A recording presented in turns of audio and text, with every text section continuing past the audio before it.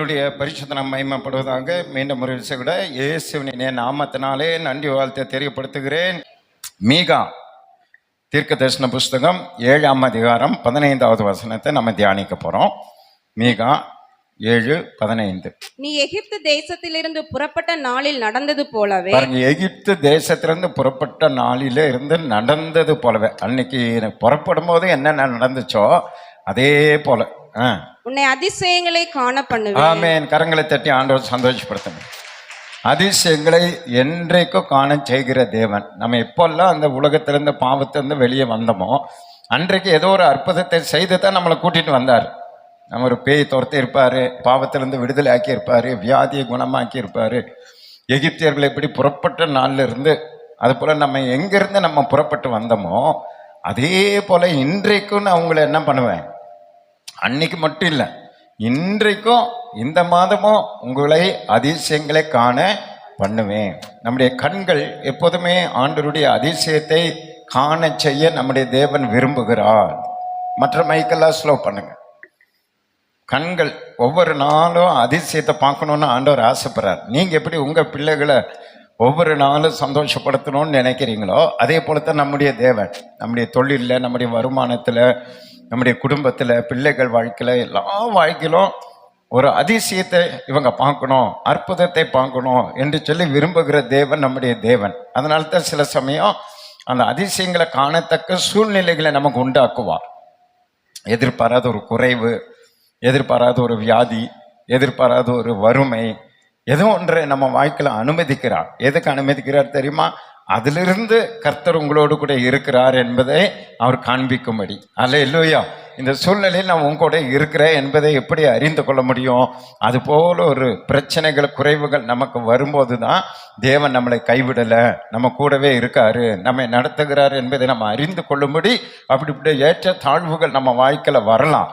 ஆனால் அந்த சூழ்நிலையில தான் கர்த்தர் அவர் அதிசயர் என்பதை நமக்கு வெளிப்படுத்துவார். புரிதனுக்கு மட்டும் ஒரு அலையிலையா சொல்லுங்க பார்க்கலாம். இங்க ஒரு விதவை, ஒரு சகோதரிக்கு ஆண்டவர் எப்படி அற்புதங்களை செய்தார், ஏன் செய்தார், ஏன் யாரே அதிசயம் காண செய்வான். 1 ராஜாக்களின் புஸ்தகம் 17ஆம் அதிகாரம் 9லேருந்து ஒவ்வொரு வசனமா வாசிங்க. நான் டக்கு டக்குன்னு சொல்லி நம்ம ஜபத்துக்குள்ள போலாம். 1 ராஜாக்கள் 17:9. நீ எழுந்து சீதோனுக்கு அடுத்த சாரிபாத் ஊருக்கு போய் அங்கே தங்கியிரு. எலியா கிட்ட ஆண்டவர் சொல்ற, நீ எழுந்து போ, சாரிபாத் என்கிற ஊருக்கு போ, அங்கே தங்கியிரு, அங்க போய் நீ தங்கியிரு, உன்னை பராமரிக்கும்படி அங்கே இருக்கிற ஒரு விதவைக்கு கட்டளையிட்டேன் என்றார். பாருங்க, ஏற்கனவே நீ அங்க தங்கி இருப்பதற்கு நான் யாரை செலக்ட் பண்ணியிருக்கிறேன், ஒரு விதவையை நான் செலக்ட் பண்ணி வச்சிருக்கிறேன், நீ அங்கே போய் தங்கியிரு அப்படின்னு சொல்லி ஊழியக்காரரை கர்த்தர் அனுப்புகிறதை பார்க்கிறோம். யாருடைய வாழ்க்கையில அதிசயங்கள் நடக்கும்னா கர்த்தர் தம்முடைய ஊழியக்காரர்களை நம்ம வீட்டுக்கு அனுப்பணும். அல்லேலூயா. அவரே முன்குறித்து அனுப்புறாரு. பாருங்க, நீ அங்க போ, அங்க போய் தங்கு, நான் போறேன்னு சொல்லி. நம்ம ஆண்டவருடைய எண்ணங்கள் பாருங்க எப்படின்னு. இப்ப நாம ஒருத்தர் அனுப்புறோம்னு வைங்களேன், ஒரு ஊருக்கு நம்ம அனுப்புறோம். இப்போ டாக்டர் சார், தீபா சகோதரி ஒரு இடத்துக்கு ஊழியத்துக்கு போகிறாங்கன்னா, நான் அவங்கள ஒரு இடத்துக்கு ரெக்கமெண்ட் பண்ணி நான் அனுப்புகிறேன்னா அங்கே போகிறவங்க எப்படி இருக்கணும்னு நான் நினைப்பேன். நல்ல வசதியாக இருக்கணும், நல்ல பணக்காரங்களாக இருக்கணும், 3 வேளை இவங்களுக்கு சாப்பாடு போடுறவங்களா இருக்கணும், இவங்க தேவையெல்லாம் கவனிக்கிறவங்களா இருக்கணும், நல்ல அவங்க வீட்டில் பெட்ரூம் இருக்கணும், படுக்கை இருக்கணும், அவங்க வசதியாக இருக்கணும். அப்படிப்பட்டவங்களை பார்த்து நான் செலக்ட் பண்ணி என்ன பண்ணுவேன், நீங்கள் அந்த வீட்டில் போய் தங்குங்க, நான் சொல்லிட்டேன் அப்படின்னு சொல்லுவேன். ஆனால் ஆண்டவருடைய செலெக்ஷன் பார்த்தீங்களா, அந்த வீட்டில் சோறே கிடையாது. அதான் நம்முடைய தேவன் அதிசயம் உள்ளவர். நம்முடைய நினைவுகள் வேற, அவருடைய நினைவுகள் வேற. அவருடைய நினைவே, அவருடைய சிந்தையே வேற. பாருங்க, ஒன்றும் இல்லாத வீட்டுக்கு ஒரு ஊழியக்காரர் அனுப்புறாரு ஆண்டவர். போ, நீ அங்கே போன செலக்ட் பண்ணி வச்சிருக்கிறேன், அங்கே போய் உட்காருன்றார். எவ்வளோ அதிசயமான தேவன் பார்த்தீங்களா? ஏன்னு சொன்னா அங்கே ஒரு அதிசயத்தை காண்பிக்க கர்த்தர் விரும்புகிறார். அதுதான் இல்லாத இடத்துக்கு ஆண்டவர் அனுப்புறாரு. பாருங்க, இப்ப என்ன நடக்குது பாருங்க. அப்படியே அவன் எழுந்து சாரிபாத்துக்கு போனான். அந்த பட்டணத்தின் ஒளிமுக வாசலுக்கு அவன் வந்த போது அங்கே ஒரு விதவை விறகு பொறுக்கி கொண்டிருந்தாள். பாருங்க, இவர் வந்து பாக்குறாரு. பார்த்தா அந்த அம்மாவே சோறு இல்லாம என்ன பண்ணிருக்கு, பெருக்கிட்டு இருக்கு. இன்னைக்கெல்லாம் ஊழியக்காரங்க இப்படி தெரியுமா, எங்களை போல ஊழியக்காரங்கெல்லாம் யாராவது வெளியே ஊழியத்துக்கு கூப்பிட்டாங்கன்னா முதல்ல ரூம் போடுங்க, ஸ்டார் ரோட்டில் போடுங்க, ஃப்ளைட்டில் கூப்பிட்டு போங்க, ட்ரெயினில் கூப்பிட்டு போங்க, இந்த வசதிகளை எல்லாம் பார்த்துட்டு தான் ஊழியக்காரங்களே வர்றாங்க இப்பெல்லாம். புரியுது உங்களுக்கு? அதாவது ஊழியக்காரங்களும் இப்போ இந்த காலத்து எதிர்பார்ப்பு என்னன்னா, அங்கே போகிற இடத்துல எல்லாமே எப்படி இருக்கணும்? வசதியாக இருக்கணும். இன்னாட்டி வரமாட்டாங்க. அங்கே நம்ம ஊழியக்காரங்க இந்த காலத்தில் வரமாட்டாங்க. ஆனால் அந்த காலத்து ஊழியக்கார பாருங்க, சொன்னா ஆண்டர்கிட்டயும் ஒன்றும் கேட்கல, அங்கேயும் ஒன்றும் விசாரிக்கல, நேராக அங்கே போய் பார்க்குறாரு. அந்த அம்மாவே என்ன பண்ணி கொண்டிருக்கு? விறகு பொறுக்கி கொண்டு இருக்கு. இவர் எப்படி இருக்குன்னு நினைச்சு பாருங்க. அதுதான் அற்புதம் நடக்கணும்னா கர்த்தர் சொன்ன வார்த்தைக்கு கீழ்ப்படியணும். கர்த்தர் சொன்ன இடத்துக்கு நம்ம போகணும். அந்த இடம் எப்படி இருக்குன்றதுல நம்ம கவலையப்படக்கூடாது. அங்கே சோறு இருக்கா, வீடு இருக்கா, தங்குறதுக்கு இடம் இருக்கா, வசதி இருக்கா, அதெல்லாம் நம்ம பார்க்கவே கூடாது. கர்த்தர் சொல்லிட்டாரா, கர்த்தர் அனுப்பிட்டாரா, நேர போயிட வேண்டியதுதான். அங்க போன பிறகு பார்த்தா அந்த அம்மா ஒரு ஏழ்மையான விதவை தாய், விறகு பொறிக்க கொண்டிருக்கிறது. அப்படின்னா ஏன் அந்த வீட்டுக்கு ஆண்டவர் அந்த மனுஷனை அனுப்பினாருன்றா, அந்த மகள் ஒரே வேளை தான் சாப்பாடு இருக்கு அவங்களுக்கும் தன் பையனுக்கும். அந்த ஒரு வேளை சாப்பாடை சாப்பிட்டு மறுநாள் சாகணும். நீங்களும் நானும் என்ன பண்ணுவோம்? முதல் நாளே படுத்துக்குவோம். எப்படியும் நாளைக்கு சாக போறோம், இன்னைக்கு என்னத்து இதை சமைக்கிறது, வா தூங்கலான்னு சொல்லி செயல்பட மாட்டோம். பாருங்க, அந்த அம்மா அந்த ஒரு நாள் சாப்பாடு கூட தன்னுடைய வேலையை கரெக்டா செய்து விறகு பறக்க போயிருக்கு. எப்போது போல விறகு பறக்க போயிருக்கு, வந்து சாப்பிட்டு சாகலாம் அப்படின்னு இருக்கு. அப்ப என்னன்னா, செயல்படுகிறவர்களே, சுறுசுறுப்பா இருக்கிறவர்களே, தங்களுடைய கடமையை செய்கிறவர்களுடைய வாழ்க்கையில தான் கர்த்தர் அற்புதங்களை செய்வார். சோம்பேறிகளா, நாளைக்கு தான் சாக போறோமே, எல்லாம் முடிஞ்சு போச்சே, இன்னும் என்ன ஆண்டவர் பஞ்சம் வந்துருச்சு, பசி வந்துருச்சு, ஒன்றும் இல்லை, வா படுத்து தூங்கலாம் அப்படின்னு இருக்கிறவங்க வாழ்க்கையில அற்புதம் நடக்காது. நாளைக்கு சாக போறாங்க. ஆனா இன்றைக்கு அந்த அம்மா சுறுசுறுப்பா தன் வேலையை கடமையை செய்து கொண்டே இருக்கிறது. கரங்களை தட்டி ஆண்டவர் சந்தோஷப்படுத்து. அந்த கடைசி பரியந்தமும் நம்முடைய காரியங்களை, ஜெபத்தை விடக்கூடாது, பைபிள் வாசிப்பை விடக்கூடாது, நம்ம ஆண்டவருடைய சித்தத்தை விடக்கூடாது. நாளைக்கு உலகமே முடியுது, நம்ம செத்து போறான்னா கூட இன்றைக்கு செய்ய வேண்டிய கடமைகளை அந்த அம்மா செய்து பாருங்க. நாளைய தினத்தை குறித்து கவலைப்படாம இன்னைக்கு செய்து கொண்டே இருக்கிறது. அதை தான் ஆண்டவர் செலக்ட் பண்றார். இப்ப இந்த அம்மா வீட்டுக்கு தான் ஊழியக்காரர் அனுப்பணும் சொல்லி கரெக்டா அனுப்பி இருக்கிறார். அங்க என்ன நடக்குது வாசிங்க. அவன் அவளை பார்த்து கூப்பிட்டு, நான் குடிக்கிறதற்கு கொஞ்சம் தண்ணீர் ஒரு பாத்திரத்தில் எனக்கு கொண்டு வா என்றான். அப்ப அந்த அம்மா சுறுசுறுப்பா தன் கடமைகளை செய்கிறதுனாலே அங்க ஆண்டவர் அனுப்பினார். அடுத்தது அவர் அங்க வந்து கேட்கிறாரு, உங்க வீட்டுல அது இருக்கா, இது இருக்கா, எல்லாம் கேட்கல, ஒண்ணுமே கேட்கல. அந்த அம்மாவை பார்த்தோன்னே என்ன சொல்றாருன்னா, எனக்கு தண்ணி கொஞ்சம் கொண்டு வான்ற. தண்ணி கொண்டு வான்னு சொன்ன உடனே அந்த அம்மா என்ன பண்ணுது பாருங்க. கொண்டு வர அவள் போகிற போது பாத்தீங்களா, உடனே கீழ்ப்படுகிறாள். உடனே கீழ்ப்படுகிறான். நம்ம என்ன பண்ணுவோம்? புலம்பி தள்ளுவோம். நீ என்னமோ கர்த்தர் ஆசீர்வதிக்கிறாருன்னு சொன்னேன், உயர்த்துவாருன்னு சொன்னேன், அதிசயங்களை பண்ணுவாருன்னு சொன்னேன், என்னென்னமோ சொல்லி பிரசங்கம் பண்ணி என்னென்னமோ பண்ணேன். இப்போ உனக்கே சோறு இல்லாம இங்க வந்து நிக்கிற, எங்களுக்கே இல்லை நீ வந்து நிக்கிறேன்னு நம்ம புலம்பி இருப்போம்ல. ஒன்னும் நம்ம பேசல பாருங்க.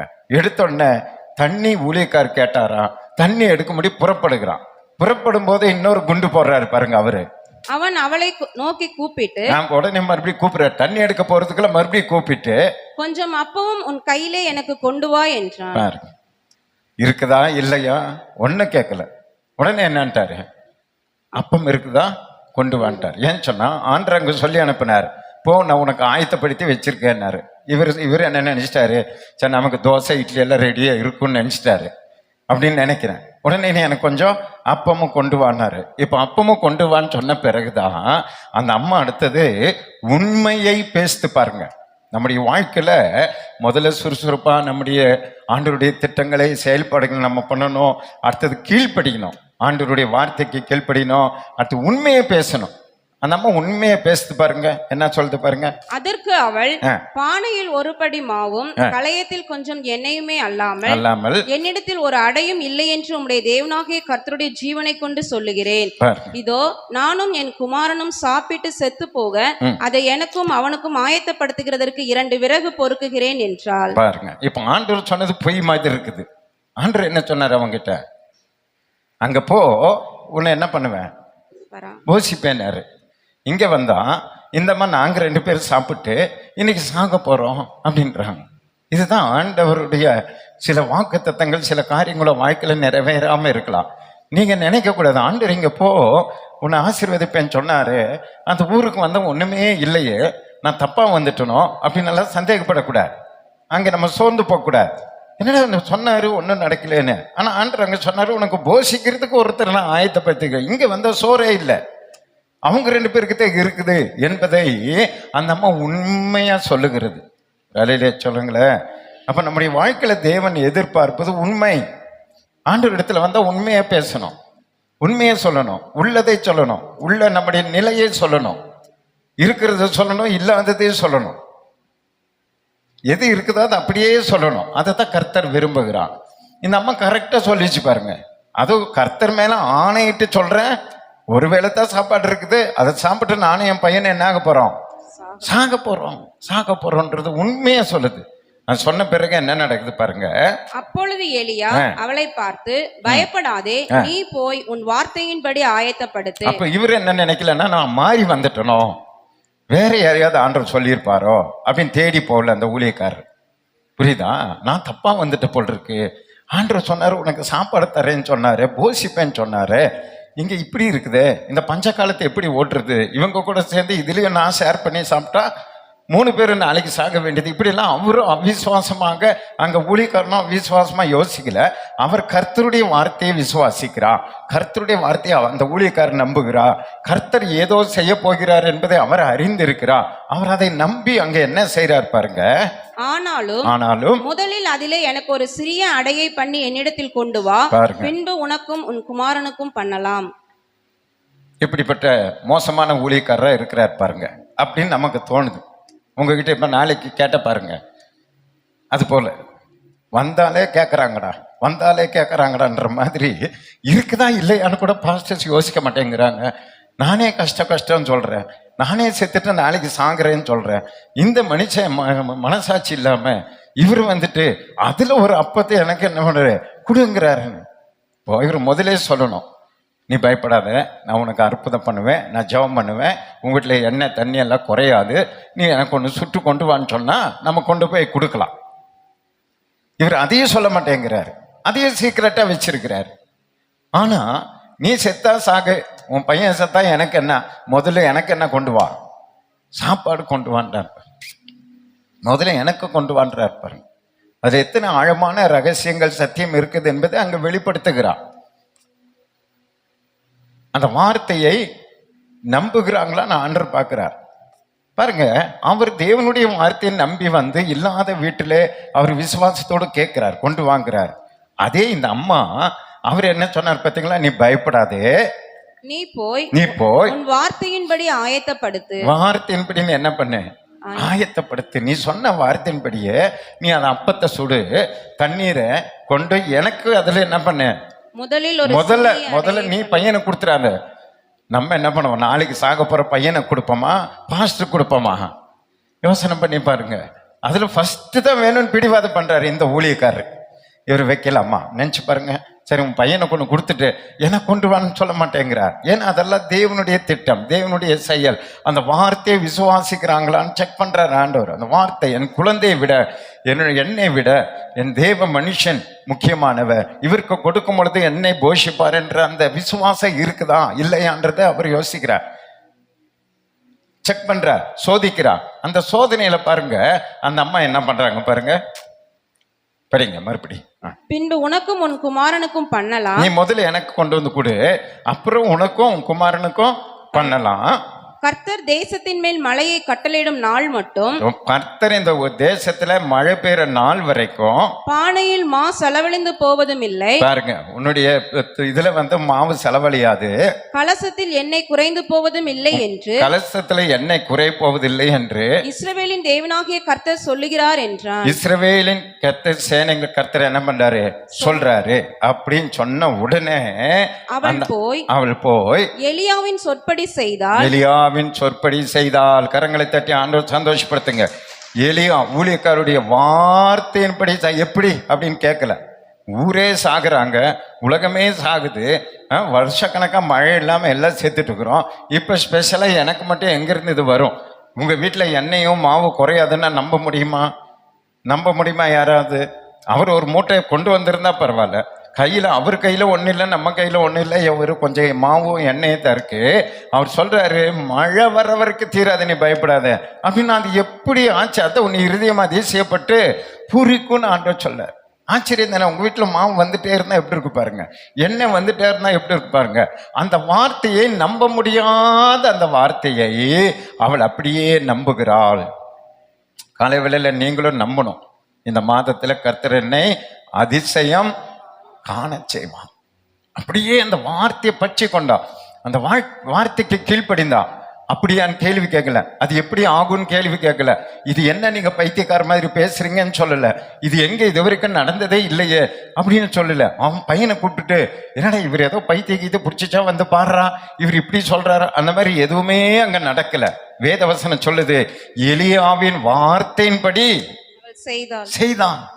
உங்க வாழ்க்கையிலும் ஆண்டவர் சொல்லுகிற வேத வசனத்தின்படி உங்க வாழ்க்கையில நீங்க செய்து பாருங்க, குறைவில்லாத ஆசீர்வாதங்களை இந்த மாதத்துல கர்த்தர் தருவார். கரங்களை தட்டி ஆண்டவர் சந்தோஷப்படுத்துங்க. அப்படியே வார்த்தையை பிடித்து கொள்ளுங்க. ஒண்ணுமே இல்லை, இன்னைக்கு சாப்பிட்டு நாளைக்கு சாக போறது சத்தியம். ஆனா அவள் வார்த்தைக்கு கீழ்ப்படிந்து செய்தால் என்ன நடந்தது பாருங்க.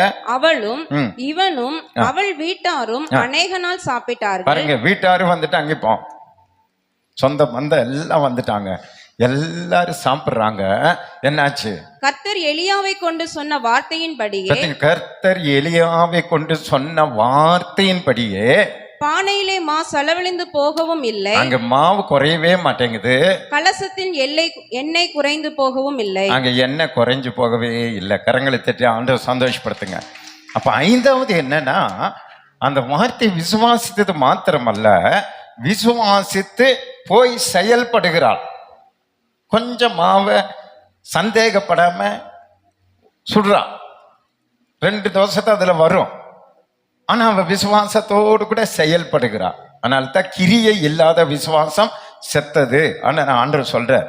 அப்போ கொஞ்சம் மாவு இருந்தாலும் அவர் சொன்ன வார்த்தையை நம்பி அவ எடுக்கும் போது கொஞ்சம் மாவு தான் இருக்குது.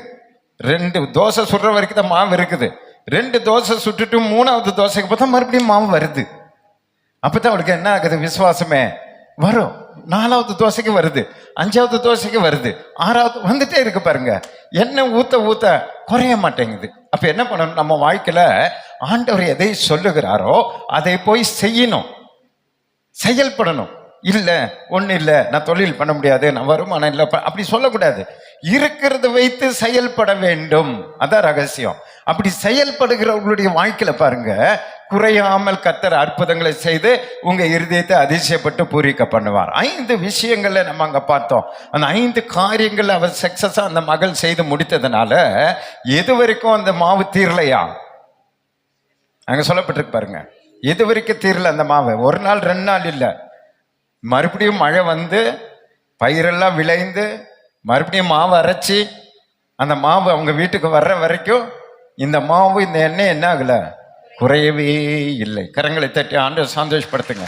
இந்த கால வேளையிலும் கர்த்தர் ஒரு நிறைவான ஆசீர்வாதத்தை அந்த மகளுக்கு கொடுத்தது போல நாமும் அந்த மகளை போல செயல்படும் பொழுது, வார்த்தையை விசுவாசிக்கும் பொழுது, உண்மையாக இருக்கும் பொழுது, கீழ்ப்படியும் பொழுது அந்த அற்புதங்களை நம்முடைய வாழ்க்கையிலும் இந்த மாதத்துல கர்த்தர் செய்ய வல்லமுள்ளவராய் இருக்கிறார். அல்லேலூயா.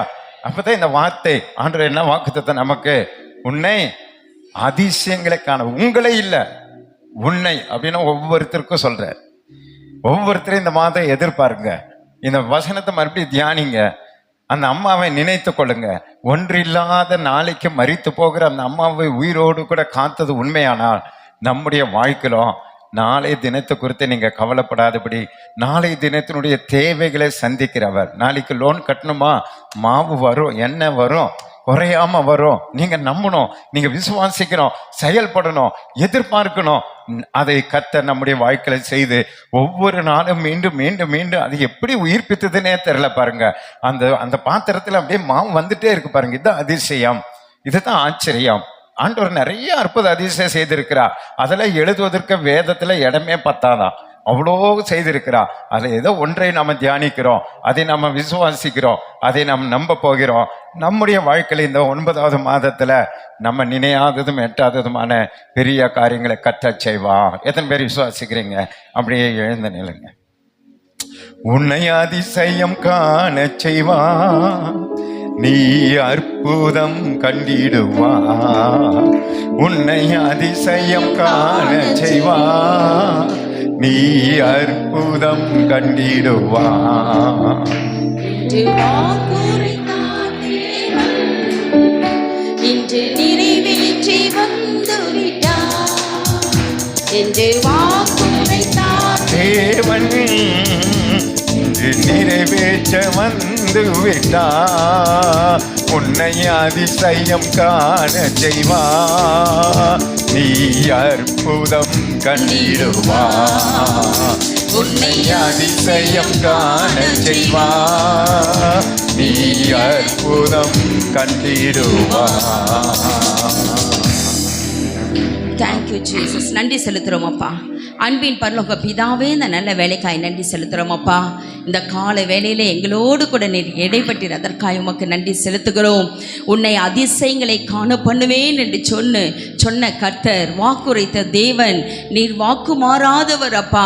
இந்த மாதத்திலே நாங்கள் அநேக அதிசயங்கள் எங்களோட வாழ்க்கையில், எங்கள் குடும்பத்திலே, எங்கள் பிள்ளைகளுடைய வாழ்க்கையிலே, எங்களுடைய தொழிலிலே, வியாபாரத்திலே, கையின் பிரயாசங்களிலே நாங்கள் காண கர்த்தர் நீர் அனுக்கிரகம் செய்வீராக. எங்கள் குடும்ப வாழ்க்கையிலே காண கர்த்தர் நீர் ஆண்டவர் அற்புதங்களை காண கர்த்தர் நீர் அனுக்கிரகம் செய்தல வேண்டுமா ஜெபிக்கிறேங்க தாவே. ஆண்டவரே, இதோ ஆண்டுப்பா உம்மை ஸ்தோத்திரிக்கிறோம். எங்களுடைய வாழ்க்கையில் ஆண்டவரே நாங்கள் அன்றாட சுறுசுறுப்பாக இருக்க, எப்படி அந்த விதவை கர்த்தாவே அனுதினமும் அந்த கால வெளியில் எழும்பி தானும் தன் மகனும் விறகு பொறுக்க வெளியே சென்றது போல அப்பா ஆண்டவரே சுறுசுறுப்போடு காணப்பட உதவி செய்வீராக. ஆண்டவரே, குணசாலியான ஸ்திரியை பார்க்கிறோம் ஆண்டவரே, தன்னை பலத்தால் இடைகட்டி கொண்டு தன் கைகளை பலப்படுத்தினாள் என்று பார்க்கிறோம் அப்பா. அப்படியாக நாங்கள் எல்லா சூழ்நிலையிலும் எங்களை பலத்தால் இடைகட்டி கொள்ள ஆண்டவரே எங்களுடைய கைகளை நீர் பலப்படுத்த வேண்டுமா ஜெபிக்கிறங்க தாவே. எல்லா சூழ்நிலையும் நாங்கள் கீழ்ப்படிந்து நடக்க உதவி செய்வீராக. பலியை பார்க்கிலும் கீழ்ப்படிதல் உத்தமம் என்று வேதத்தில் பார்க்கிறோம் அப்பா. ஆண்டவரே, உம்முடைய வார்த்தைக்கு நாங்கள் 100 மடங்கு கீழ்ப்படிய கர்த்தர் உதவி செய்வீராக. எங்களுக்கு என்று நீர் ஆண்டவரே கொடுத்திருக்கிற அந்த வார்த்தைகளுக்காய் நன்றி ஆண்டவரே.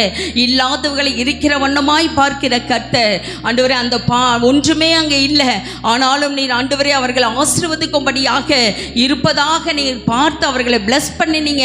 அதுபோல எங்களோட வாழ்க்கையில் என்னென்னலாம் இல்லையோ, எதெல்லாம் குறைவுபட்டு இருக்கிறதோ, எதெல்லாம் ஆண்டவரே கொஞ்சம் தான் இருக்கிறதோ, அதை இந்த காலை வேளையில் நீர் தொடுவீராக. உங்கள் பார்வைக்கு அதை கொண்டு வருகிறோம். உண்மையாய் நாங்கள் சொல்லுகிறோம், உண்மையாய் உம்முடைய சமூகத்தில் நாங்கள் காட்டுகிறோம் அப்பா. ஆண்டவரே, அதை நிறைவாய் கர்த்தர் நீர் மாற்றி தர வேண்டுமா ஜெபிக்கிறங்க தாவே. எல்லாவற்றிலும் நாங்கள் ஆண்டவரே முதல் இடத்தை உமக்கு தர, உம்முடைய வார்த்தைக்கு தர, உம்முடைய ஊழியர்களுக்கு தர கர்த்தர் எங்களுக்கு அனுகிரகம் செய்வீராக. முதலாவது தேவனுடைய ராஜ்யத்தையும் அவருடைய நீதியும் தேடுங்கள், அப்பொழுது இவைகள் எல்லாம் உங்களுக்கு கூட கொடுக்கப்படும் என்று சொன்னீரே அப்பா. நாங்கள் முதலாவது உம்முடைய சமூகத்தை தேடி வர, உம்மை நாங்கள் பற்றிக்கொள்ள, உமக்குள்ளாய் நடக்க, உம்முடைய வார்த்தைகளுக்கு நாங்கள் கீழ்ப்படிந்து செயல்பட கர்த்தர் நீர் அனுகிரகம் செய்வீராக. இந்த உலக காரியங்கள் எல்லாம் எங்களுக்கு எல்லாம் நீர் ஆண்டவரே பிற்பாடுங்க ஆண்டவரே 100 மடங்கு நீர் தருவீர் என்று நாங்கள் விசுவாசிக்கிறோம் ஐயா. அந்த விசுவாசத்திலே நாங்கள் தேறினவர்களாய் காணப்பட கர்த்தர் நீர் உதவி செய்வீராக. அநேக நேரங்களில் சோர்ந்து போவதுண்டு ஆண்டவர், அநேக நேரத்தில் விசுவாச குறைவுகள் எங்களுக்குள்ளாய் காணப்படுகிறது ராஜா. இன்னுமாய் ஆண்டவர் விசுவாசித்து நாங்கள் செயல்படுகிறவர்களாய் காணப்பட எங்களுக்கு அனுகிரகம் செய்வீராக. விசேஷமாக இந்த கால வேளையில் என்னென்ன தேவையோடு உடைய பிள்ளைகள் உடைய சமூகத்தை தேடி வந்தார்களோ அந்த தேவையை கர்த்தர் நீர் சந்தித்து சமாதானத்தோடு அனுப்ப வேண்டுமா ஜெபிக்கிறங்க தாவே. ஆண்டவரே, உம்மை ஸ்தோத்திரிக்கிறோம் அப்பா. அவருடைய சுகம் பலன் ஜீவனை கர்த்தர் நீர் தருவீராக அப்பா. அந்த மாதம் முழுவதும் நீர் ஆண்டவரே சங்கீதம் 91 படி வாதை உன் கூடாரத்தை அணுகாத பொல்லாப்புனுக்கு நேரிடாது என்று சொன்ன ஆண்டவர், இந்த மாதம் முழுவதும் ஆண்டவரே அப்பா பொல்லாப்பு நேரிடாதபடி கர்த்தர் நீர் வேலி அடைத்து காத்துக்கொள்ள வேண்டுமா ஜெபிக்கிறோம். குடும்பமாய் கர்த்தர் நீர் பாதுகாத்துக் கொள்வீராக. மன விருப்பங்களை கர்த்தர் நிறைவேற்றுவீராக.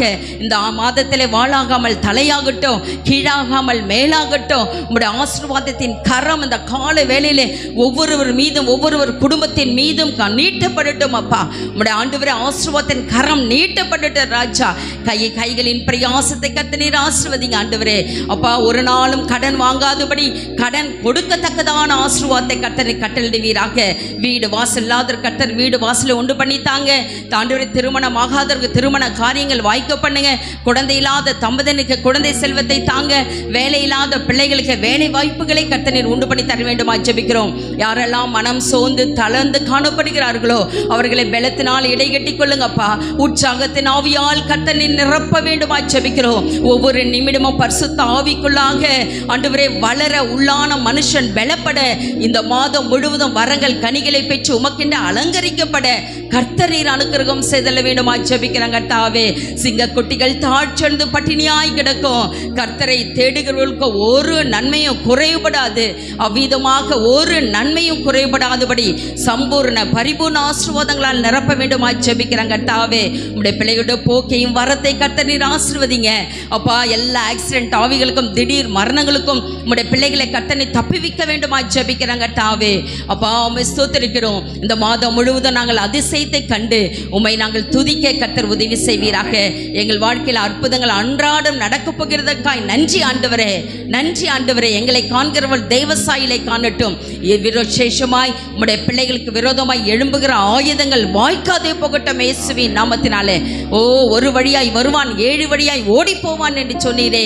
ஓ உம்முடைய பிள்ளைகளுக்கு என்னென்ன ஆண்டவரே விரோதமாய் எழும்பிக் கொண்டிருக்கிறதோ எல்லாவற்றையும் கர்த்தர் இப்பொழுதே வேரோடு அதை பட்டு போக பண்ண வேண்டுமா ஜெபிக்கிறோம். எங்களை தாழ்த்தினோம், வெறுமையாக்குகிறோம்.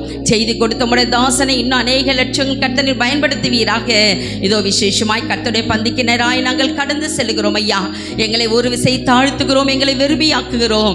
எங்களுக்கு ஆண்டவரே பா உம்முடைய சரீரத்தையும் ஆண்டவரே உம்முடைய ரத்தத்தை எங்களுக்காக நீர் தந்தீர். அதற்காய் நன்றி ஆண்டவரே. உம்முடைய மரணத்தை நினைவு கூறும்படியாக இதை செய்யுங்கள் என்று சொன்னீரே அப்பா. இதன் மூலமாக கர்த்தருடைய பந்தியின் மூலமாக உம்முடைய மரணத்தை நாங்கள் தெரிவிக்க எங்களுக்கு அனுக்கிரகம் செய்வீராக. ஒரு விஷயங்களை பரிசுத்தப்படுத்துவீராக.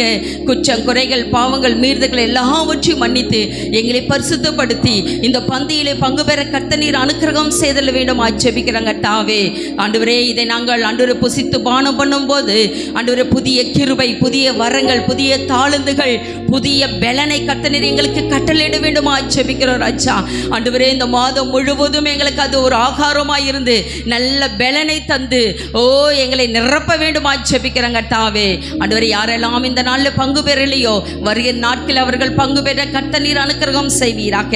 எல்லா துதியும் உமக்கே செலுத்துகிறோம். இயேசுவின் மூலம் ஜெபிக்கிறோம் எங்கள் நல்ல பிதாவே, ஆமென். என் ஆத்துமாவே கர்த்தரை ஸ்தோத்திரி, என் முழு உள்ளமே பரிசுத்த நாமத்தை ஸ்தோத்திரி. என் ஆத்துமாவே கர்த்தரை ஸ்தோத்திரி, கர்த்தர் செய்த சகல உபகாரங்களை மறவாதே. ஆமென். நம்முடைய கர்த்தராக இயேசு கிறிஸ்துவின் கிருபையும் பிதாவாகிய தேவனுடைய அன்பும் பரிசுத்த அவருடைய அந்யோன்ய ஐக்கியமும் சமாதானமும் சந்தோஷமும் இன்றைக்கும் என்றைக்கும் சதா கலங்க நம் அனைவரோடு கூட இருப்பதாக. ஆமென். அல்லேலூயா, அல்லேலூயா, அல்லேலூயா. கர்த்தர் உங்களை அதிசயங்களை காண